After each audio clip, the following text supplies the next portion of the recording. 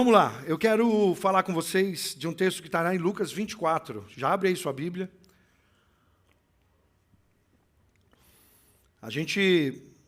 Para trazer contexto, a gente está vivendo os momentos seguintes da crucificação e ressurreição de Jesus. E nós temos dois homens que aparentemente estão voltando para casa. E eles estão no caminho de Emaús. E esses homens estão caminhando e aparentemente o que eles estão falando ali não é algo muito agradável, eles estão tristes, né? E a gente vê a partir aí do verso 13 do capítulo 24, quando eles dizem o seguinte: naquele mesmo dia, dois dos seguidores de Jesus estavam indo para um povoado chamado Emaús, que fica mais ou menos a 10 quilômetros de Jerusalém. Eles estavam conversando a respeito de tudo o que havia acontecido, e eles estavam tristes. Eles estavam chateados com tudo que tinha acontecido. E esses homens, eles deveriam ser de Emaús. E talvez tivessem empenhado os últimos meses ou até anos da vida deles seguindo Jesus. Tinham deixado tudo para seguir esse homem que eles acreditavam ser o Messias, que eles acreditavam ser o Salvador, ser o escolhido, né? Mas quando a gente vê eles falando e voltando para casa desse jeito, decepcionados, tristes, para eles parecia que tudo tinha acabado. Para eles Jesus tinha morrido. E eles estão voltando para casa. E é interessante porque essa conversa de dois, num determinado momento, se torna uma conversa de três. Surge uma terceira figura ali. E essa figura é o próprio Jesus, que começa a caminhar com eles ali naquela jornada, naquele caminho de volta para casa. E eles com certeza não estavam procurando por Jesus. Na realidade, Jesus era a última pessoa que se esperava que aparecesse ali naquele momento, pois ele havia morrido. Ele já não existia no entendimento daqueles homens. Então, diante da situação que eles estão vivendo, realmente a última pessoa que eles esperavam encontrar ou entender que estivesse caminhando ali com eles era Jesus. E é interessante porque esse texto ele vai nos trazendo várias aplicações práticas para aquilo que, quem sabe, nós estamos vivendo hoje, porque nós vamos nos identificando com essa palavra, nós vamos aprendendo com aquilo que esses homens viveram, com a maneira como eles reagiram. E naquele instante eles só falam de Jesus no passado, Jesus tinha morrido para eles. E é interessante como nós vemos isso acontecendo muitas vezes nas realidades, nas situações, nas circunstâncias que a gente está vivendo hoje. Quantas vezes nós estamos caminhando, nós estamos falando sobre as experiências, nós estamos dividindo nossos sentimentos, nossos pensamentos com as pessoas que o Senhor colocou ao nosso lado, mas de repente nós começamos a enfrentar situações inesperadas que trazem situações para a nossa mesa e muitas vezes a gente não considera que é Jesus quem está fazendo isso, que é Ele quem está ali trazendo essas conversas, trazendo esses assuntos, permitindo essas situações.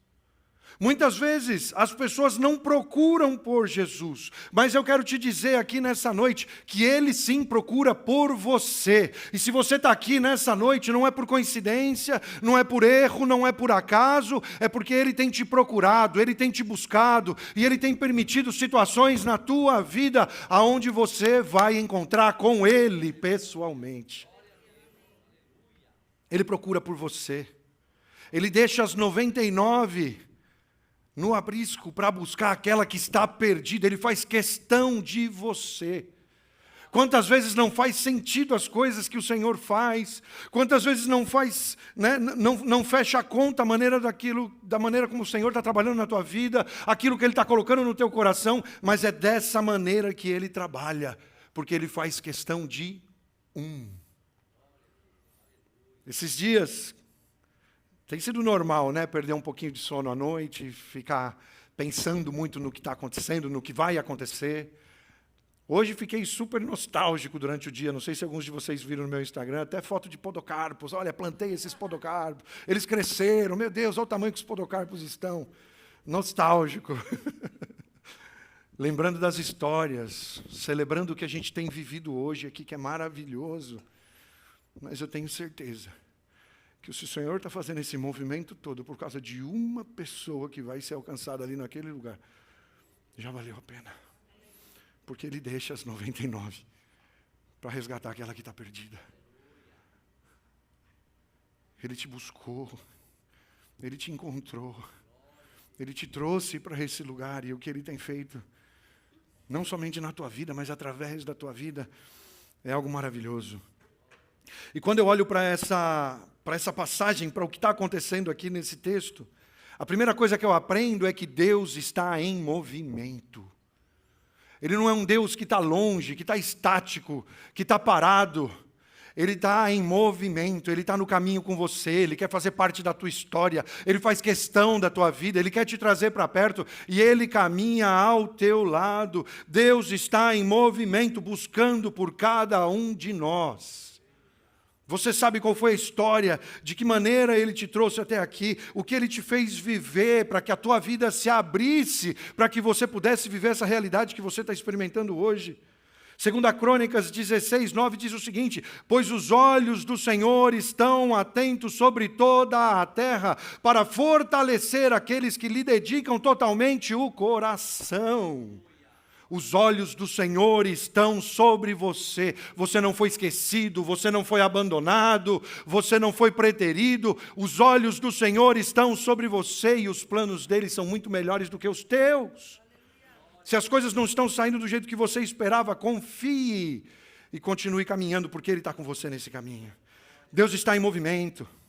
Ele está na estrada com você e quer fazer parte da tua jornada. Eu quero te dizer que hoje Ele quer se revelar para você de uma maneira como você nunca experimentou antes na tua vida. Eu não sei o que você tem vivido, eu não sei de que maneira você tem se comportado diante das situações que você tem experimentado, mas hoje Ele quer se revelar na tua vida. Como Deus está em movimento, eu posso te dizer que não é porque as coisas funcionaram de certa forma por um tempo, que isso vai ser sempre desse jeito. Porque Deus está sempre em movimento. Não é porque Deus te abençoou em um certo lugar por um tempo, que você vai ficar para sempre aí. O trabalhar do Senhor nas nossas vidas tem estações, tem momentos, tem circunstâncias, tem ciclos se abrindo, se desenvolvendo e se fechando.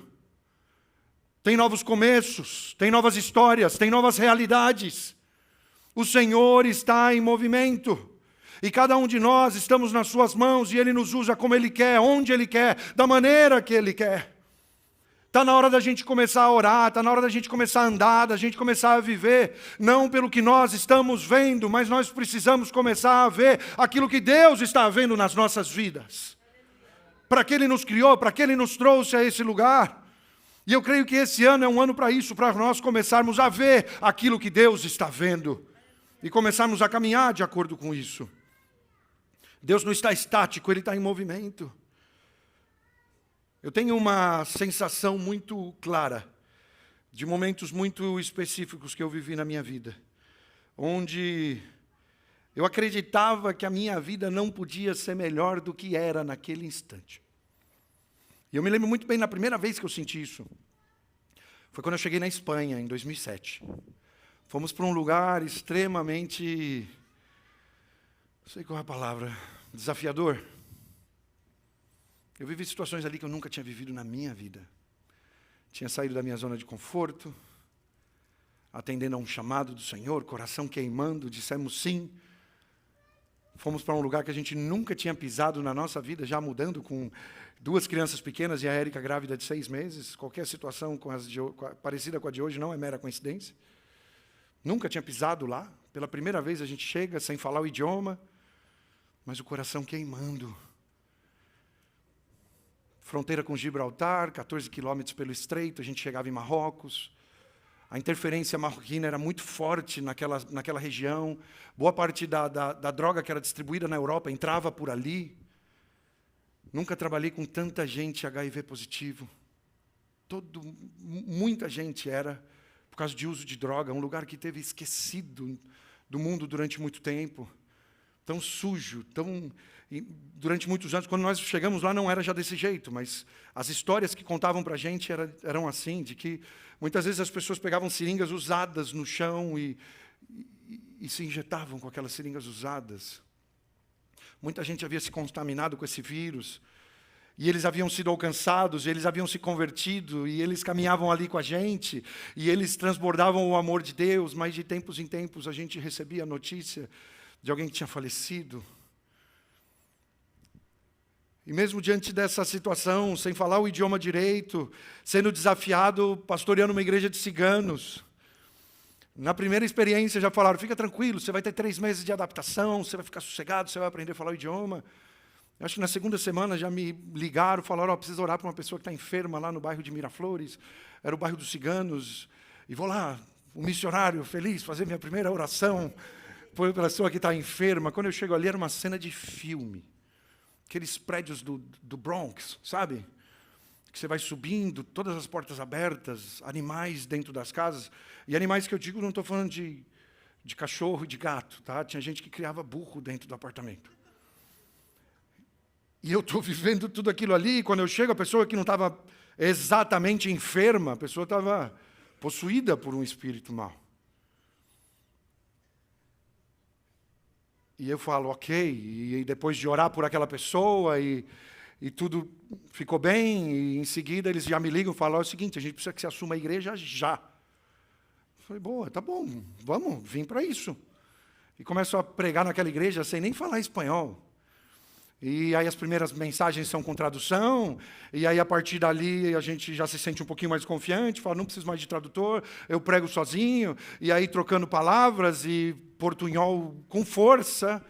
Aí um dia falando sobre os despojos, e eu não sabia a tradução de despojo, e falo despojo, e termino o culto, está todo mundo feliz, e uma cigana se aproxima de mim e falou, pastor, que palavra, só não entendi aquela parte que você falou do pódio, do frango, que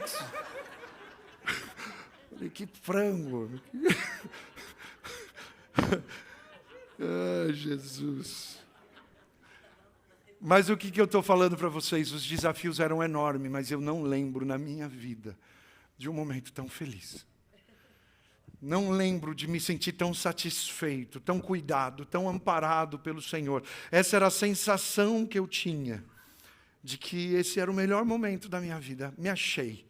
Me encontrei, meus conflitos acabaram, porque eu não caminhava pelo que eu via, eu caminhava pela promessa do Senhor na minha vida. Eu ia fazer visitas em presídios, e como pastor da igreja cigana, quando eu chegava lá, eu era celebridade, era o pastor do primo, né? Todo mundo era primo de todo mundo lá, e eu vi milagres acontecendo ali, eu nunca me senti tão feliz, mas aquele lugar, num certo momento, acabou. A estação terminou, o ciclo fechou. E eu saí dali frustrado, falando, poxa, será que acabou? Nunca mais vou sentir isso.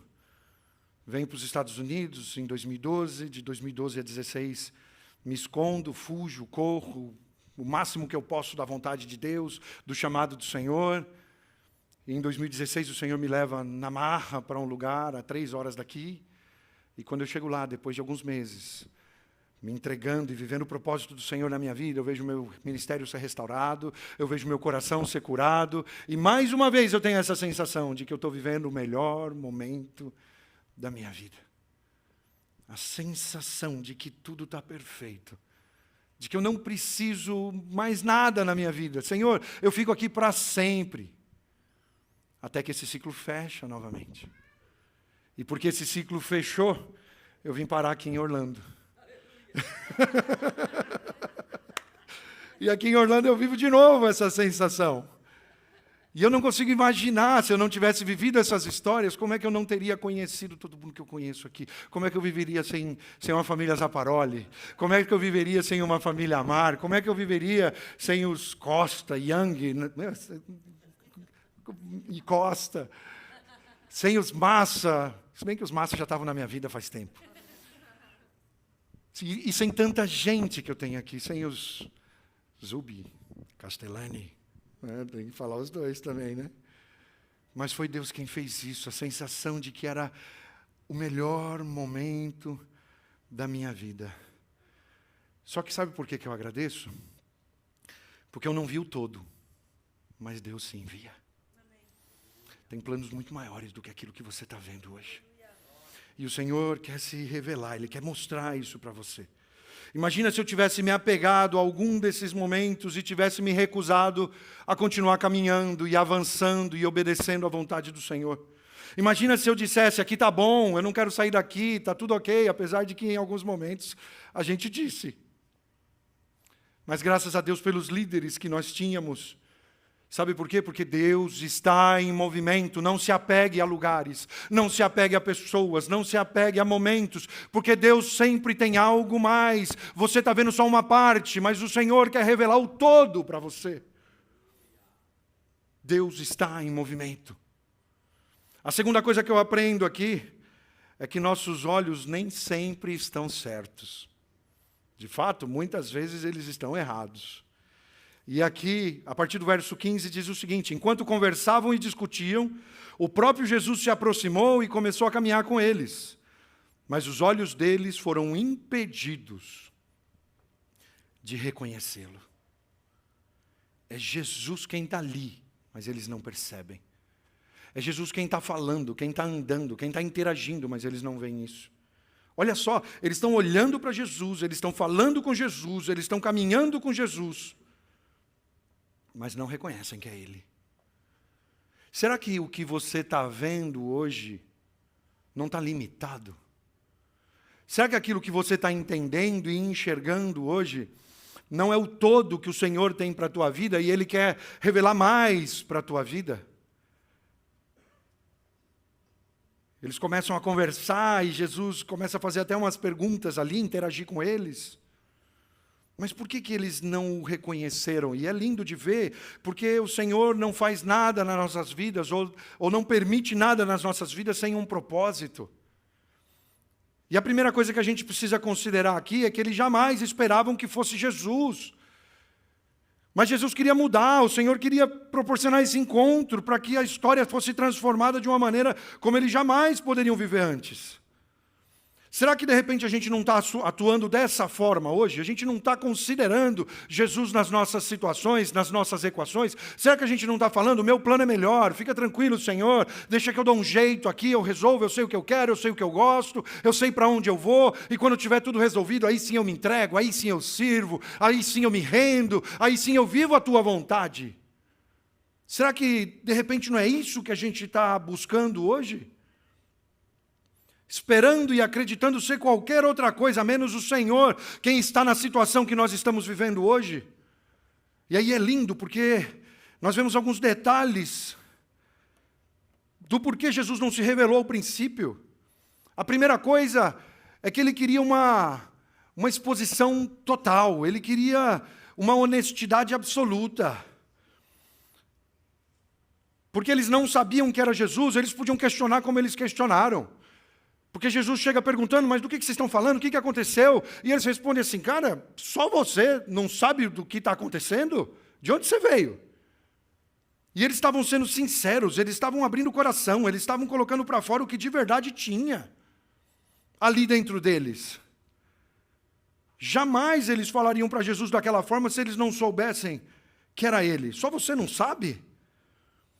A maior parte do tempo, nós falamos para as pessoas o que nós achamos que elas gostariam de ouvir. Nós buscamos caminhos e estratégias nossas para tentar agradar, para tentar apresentar algo mais palatável. E quantas vezes a gente viveu isso nas nossas estratégias de evangelismo ou mesmo de discipulado? Quantas vezes numa mesa, dependendo do assunto, e eu lembro dos primeiros discipulados, com a Lê, com Moisés, na hora que chegava na bendita lição do dízimo e da oferta, meu Deus do céu, eu falava, como é que eu vou falar com esses caras agora? E eu sentava e falava, é o seguinte, já tinha até o discurso, falava, está na Bíblia e eu não vou escolher assunto, nós vamos falar de tudo que está aqui, e nós vamos mergulhar aqui na palavra e vamos ver o que Deus tem para a gente e de que maneira isso vai impactar você. E era ele quem fazia. Ou mesmo nos TDVs, quando aparecia alguém e a gente falava, pô, se soubesse quem era, se conhecesse a história, jamais teria deixado o assunto ir para onde foi e bater ali com os 2 pés no peito dessa pessoa, que inclusive está aqui hoje sentado na primeira fila. Porque a gente teria jogado açúcar, A gente não teria sido ali totalmente, vamos dizer assim, honesto. A gente buscaria caminhos. E Jesus está mostrando aqui para esses homens a necessidade deles abrirem o coração, deles rasgarem o coração, deles colocarem para fora de verdade aquilo que eles estão sentindo. Naquele momento era tristeza, era frustração, era decepção, eles estavam voltando para casa, mas eles não tinham ideia que aquele encontro ia mudar tudo. Jesus queria se revelar de uma forma diferente para eles. Não era simplesmente por vista, e aqui muitos de nós entramos nessa categoria. A gente precisa o quê? Ver para crer. Se o Senhor chega ali e se mostra, sou Jesus, pronto, está resolvido, eu vi. Mas ninguém viu. Qual foi a estratégia dele? Palavras, conversa. A fé vem pelo ouvir a palavra de Deus. Está na hora da gente parar de ficar buscando e dependendo simplesmente de sinais visíveis. Sabe por quê? Porque isso vai fazer da tua fé algo frágil. E em cada dificuldade no caminho você vai querer parar, você vai querer desistir, porque você vai querer ver. Tem momentos que você não vai ver nada. Tem momentos que você não vai enxergar futuro. Tem momentos que você não vai ter esperança de que vai conseguir passar por essa situação, mas você vai ter que lembrar da promessa do Senhor e do que a palavra de Deus te disse e vai caminhar por fé, sabendo que Ele é quem cuida de você. Está na hora da gente ter essa fé robusta, fortalecida, não pelo que vemos, mas pelo que cremos. Ouça o Senhor. Para de ficar buscando muletas. Para de ficar buscando desculpas. Ouça o Senhor. A gente precisa aprender a escutar o próprio Deus. E assim, ainda que a gente não veja o que está vindo pela frente, nós vamos continuar caminhando com firmeza e com confiança. Amém. Respondendo sim ao Senhor. Aleluia. A promessa, a palavra. Nós somos dele, essa igreja é dele. Ainda que aquilo que está vindo tira teu fôlego. Ainda que aquilo que está vindo te faz muitas vezes ficar inquieto à noite. Você vai caminhar por fé. Ouça o Senhor. Ainda que as circunstâncias te mostrem algo que não seja agradável, Deus se revela através da sua palavra. E é aí que nós temos que ir. É disso que a gente precisa se alimentar. O que eu entendo lendo também o que aconteceu aqui? Que a sua esperança muitas vezes pode se tornar frágil, dependendo do que está acontecendo, do que você está experimentando. A partir do verso 17, diz o seguinte: então Jesus perguntou, o que é que vocês estão conversando pelo caminho? Eles pararam, com um jeito triste, e um deles, chamado Cleopas, disse, será que você é o único morador de Jerusalém que não sabe o que aconteceu lá nesses últimos dias? O que foi? Perguntou ele. Eles responderam, o que aconteceu com Jesus de Nazaré. Esse homem era profeta, e para Deus e para todo o povo, e ele era poderoso em atos e palavras. Os chefes dos sacerdotes e os nossos líderes o entregaram para ser condenado à morte e o crucificaram. E a nossa esperança era que fosse ele quem iria libertar o povo de Israel. Porém, já faz 3 dias que tudo isso aconteceu. Algumas mulheres do nosso grupo nos deixaram espantados, pois foram de madrugada ao túmulo e não encontraram o corpo dele. Voltaram dizendo que viram anjos e que esses afirmaram que ele está vivo. Alguns do nosso grupo foram ao túmulo e viram que realmente aconteceu o que as mulheres disseram, mas não viram Jesus.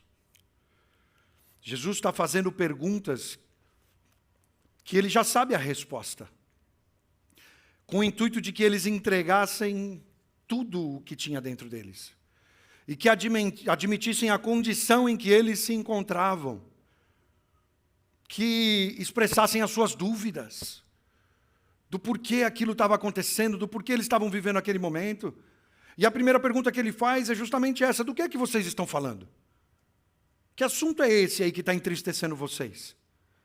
E eu quero te dizer algo que eu aprendo quando eu vejo o Senhor falando isso aqui, que Ele está interessado nas nossas conversas sobre Ele, sobre o que pensamos sobre Ele. O texto de Malaquias 3,16 diz o seguinte, então os que temiam o Senhor falaram uns aos outros, E ele escutou com atenção o que estavam dizendo. E na presença dele foram escritos num livro os nomes dos que respeitavam a Deus e o adoravam. Existe um memorial com os nomes daqueles que honram a Deus e o respeitam. Como têm sido as tuas conversas? Nas mesas, quais são os assuntos que têm saído? Do que você tem falado? O que tem saído da tua boca? É bênção? É alimento ou é veneno? É a palavra quem está me ensinando. E o Senhor está ali fazendo perguntas justamente para tirar de dentro deles tudo isso. E aí vem a segunda pergunta. Que coisas aconteceram? O que foi que aconteceu? Ele continuava ali tentando tirar tudo de dentro daqueles homens. Levá-los talvez a um lugar onde eles nunca haviam estado. De exposição, de abertura, de entrega. E eles falando o tempo todo de Jesus no passado. Porque para eles tinha acabado.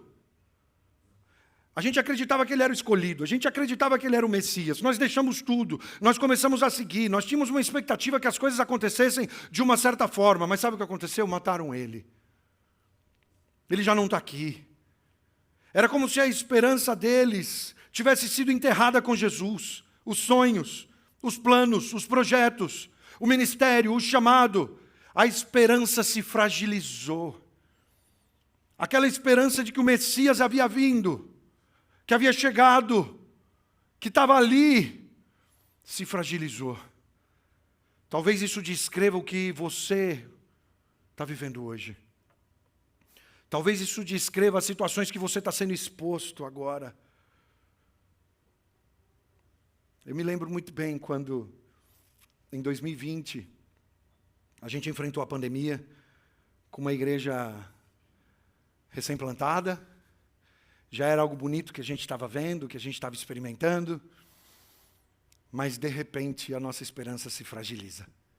As notícias começam a chegar, todas notícias muito ruins. O mundo muito incerto. Eu me lembro de viver situações muito interessantes com pessoas que estão aqui desde o começo. Né? Eu lembro de alguém que passava por uma igreja, vindo para a igreja, e falava, cara, eu passo lá, o estacionamento está lotado, e eu chego aqui e tem os que estão. Que era muito especial. Mas a gente olhava e falava, poxa, por que lá está acontecendo assim, e aqui não está acontecendo da mesma forma? Porque a nossa esperança se fragiliza fácil. Em seguida veio pandemia, as portas começaram a se fechar, os apoios humanos começaram a desaparecer, e o mais lindo de tudo é que foi aí, nesse lugar, que a nossa história foi marcada por um antes e um depois. Quando já não tinham mais apoios humanos, quando já não tinham mais garantias humanas, quando a igreja que nos plantou já não nos apoiava mais, quando as pessoas que tinham se comprometido falaram, não tem mais como ajudar. E eu me lembro de sentar com líderes, com diretoria, e é lindo porque o Senhor manda as pessoas certas, para que a gente haja com leveza, para que a gente confie no Senhor, para que a gente saiba que Ele continua sendo bom, que a palavra dele permanece mesmo quando a gente não consegue enxergar nada. E foi ali, com a nossa esperança fragilizada, que nós começamos a nos fortalecer espiritualmente, quando nós começamos a ver e conhecer ao Senhor como nós nunca tínhamos conhecido antes, quando Ele se revelou a nós, porque era isso que Ele queria fazer. O Senhor não está fazendo isso para que você sofra, o Senhor não está te tirando garantias e apoios para que você passe mal, para que você seja envergonhado, para que o teu fim chegue. Ele está fazendo isso porque Ele quer se revelar para você, Ele quer que você dependa somente dEle.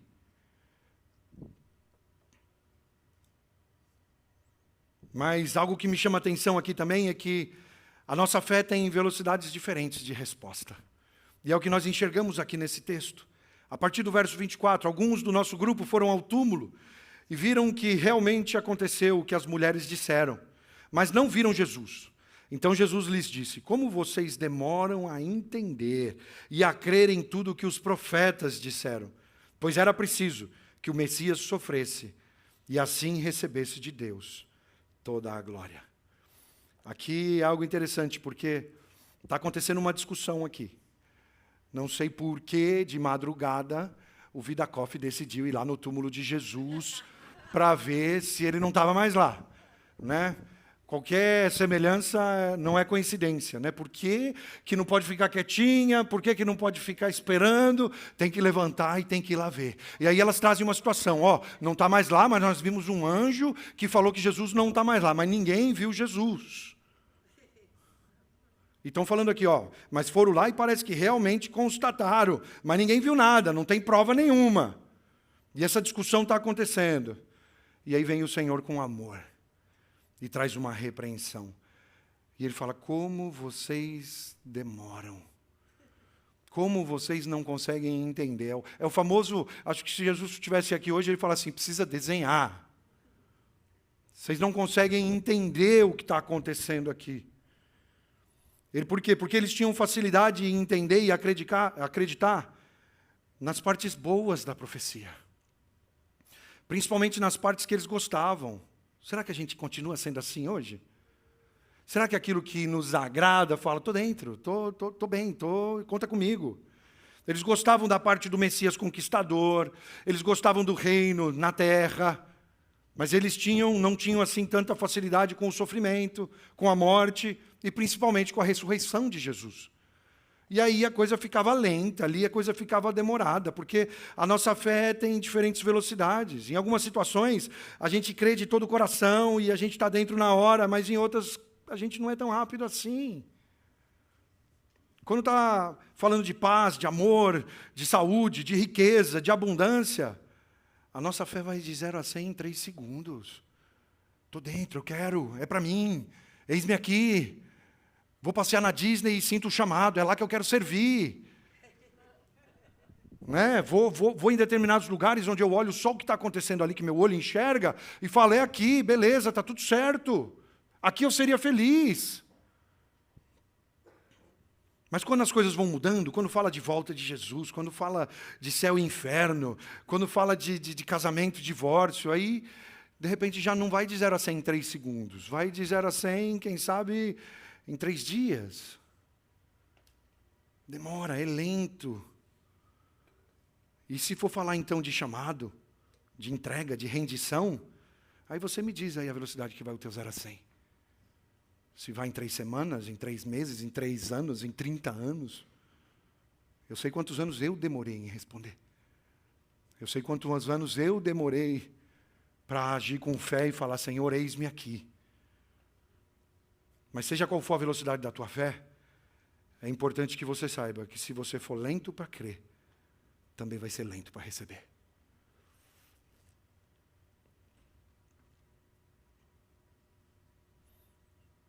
Você quer de verdade aquilo que Deus tem para você?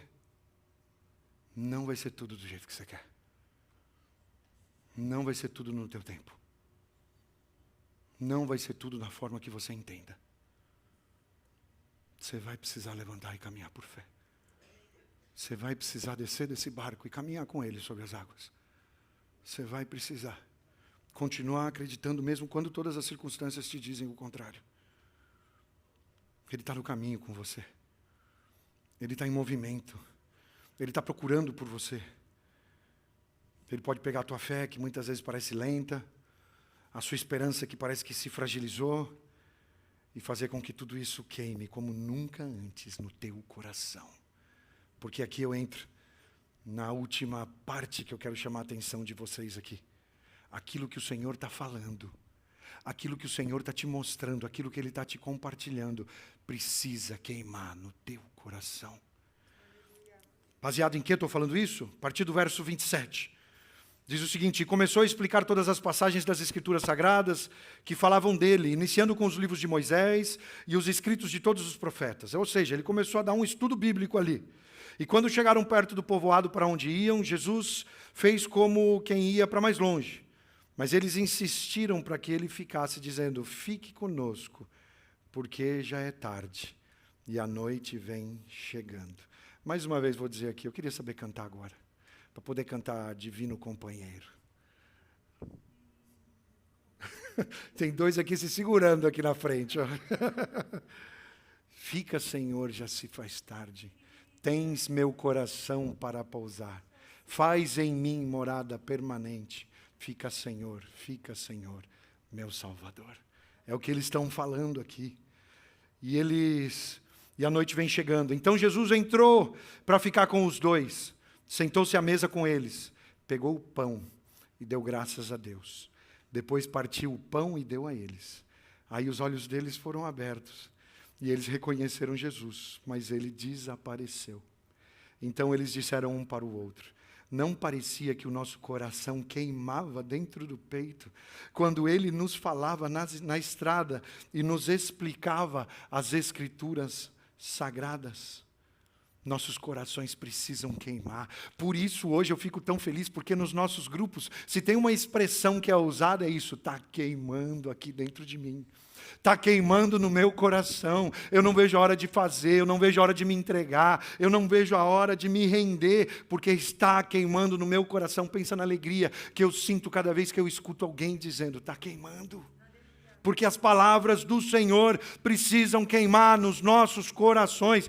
A palavra de Deus precisa queimar nos nossos corações. Você está ouvindo a promessa do Senhor para você? O que é que você sente quando você escuta Deus te fazendo promessas? O que é que você sente quando você escuta ou quando você lê a palavra de Deus? Se o teu coração está queimando, eu quero que você saiba que Ele está com você nessa jornada. E por mais desafiador que possa parecer aquilo que Ele está te dizendo, confia, entrega, vai com Ele e seja transformado. 2025 chegou. E muita gente me perguntava: pastor, qual que é o tema para esse ano? Se for para te dar um tema, eu quero te falar justamente esse. 2025, o ano em que nós vamos ver o que Deus vê em nós. Quantos aqui com promessas? Quantos aqui com palavras? Quantos aqui sabendo daquilo que Deus quer fazer, não somente na tua vida, mas através de você, mas vivendo tão longe disso? 2025 vai ser o ano onde isso vai mudar, aonde Ele vai se revelar, aonde esse encontro com o Senhor vai transformar todas as coisas. Porque esses homens estavam indo frustrados para casa, porque achavam que era o final. E olha o que acontece a partir do verso 33. Eles se levantaram logo e voltaram para Jerusalém. Eles não conseguiram ficar parados. Eles estão vindo de Jerusalém para Emaús. Eles estão indo para casa dizendo: já deu, já acabou, não tem mais esperança para a gente. Mas o Senhor se revela. E esse encontro muda tudo. Eles não conseguem ficar ali parados, eles não conseguem ficar no lugar onde eles estavam. Levantaram-se logo e voltaram para Jerusalém, onde encontraram os 11 apóstolos reunidos com outros seguidores de Jesus. E os apóstolos diziam: de fato o Senhor foi ressuscitado e foi visto por Simão. Então esses dois contaram o que havia acontecido na estrada e como tinham reconhecido o Senhor quando Ele havia partido o pão. Encontrar com Jesus muda tudo. Encontrar com Jesus faz com que aquilo que parece que é o fim se torne o início de algo maravilhoso e grandioso. O testemunho desses homens fortaleceu aquele movimento que estava começando. E deixa eu te falar uma coisa: sabe onde chegou esse movimento? Você está sentado aqui hoje por causa disso. Porque dois homens tiveram um encontro verdadeiro com Jesus. Porque voltaram testemunhando e falando daquilo que haviam vivido. Você tem ideia do que o Senhor pode fazer através daquilo que Ele está te levando a viver hoje? Da maneira como Ele quer se revelar para você agora. Você tem ideia onde isso pode chegar? O que o Senhor quer fazer através de tudo isso? Eles voltam para Jerusalém e eles testemunham. Se você chegou aqui hoje pensando em desistir, pensando em parar, pensando em ir embora, que o Senhor se revele na tua vida hoje e que você entenda que não é hora de voltar, que não é hora de desistir, que não é hora de jogar a toalha. Hoje é dia da gente experimentar isso, porque você não tem ideia de onde Deus pode levar o impacto do que está acontecendo com você hoje aqui nesse lugar. Ele está movendo estruturas.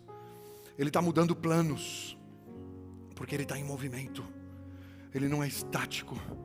Ele não é inflexível. Ele está em movimento.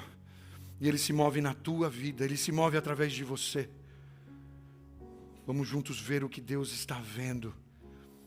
Vamos juntos experimentar isso e mudarmos até a maneira como a gente tem orado. Essa semana, um dos dias a gente estava deitado já para dormir, a Érica falou: uma hora. E foi interessante a experiência que eu vivi ali naquele momento. Porque eu sei quais são todas as necessidades, eu sei quais são todas as dores, eu sei quais são todos os pontos onde a gente precisa de um cuidado especial do Senhor. Mas quando eu comecei a orar, a minha oração mudou. Eu não conseguia pedir absolutamente nada. Eu só conseguia agradecer. Agradecer pelo privilégio do que já foi vivido. Agradecer pela experiência incrível do que está acontecendo, do que está sendo experimentado. Mas meu coração explodia de ainda mais gratidão pelo que do que vem pela frente. Do privilégio de poder ir e testemunhar. Porque para isso nós fomos chamados. Vocês serão minhas testemunhas. O Senhor não te chamou para que você destaque, para que você ensine, para que você pregue, Ele te chamou para que você seja testemunha. Foi isso que mudou a história, foi isso que mudou a vida desses homens. E esse é o ano, 2025, um ano em que veremos o que Deus vê. Você não vai parar, você não vai desistir, você vai viver aquilo que Deus tem para a tua vida. Quero terminar com uma citação de um livro que eu li uma vez, inclusive fiz uma das nossas séries de devocionais sobre oração, do Tim Keller, e o Kleber outro dia citou ele numa das nossas reuniões de pastores. E essa frase é muito impactante. Ela diz o seguinte: Deus não te dá aquilo que você pede. Deus te dá aquilo que você pediria, caso soubesse tudo aquilo que Ele sabe. Quer saber o que Deus tem para a tua vida? Você vai precisar que Ele se revele em você.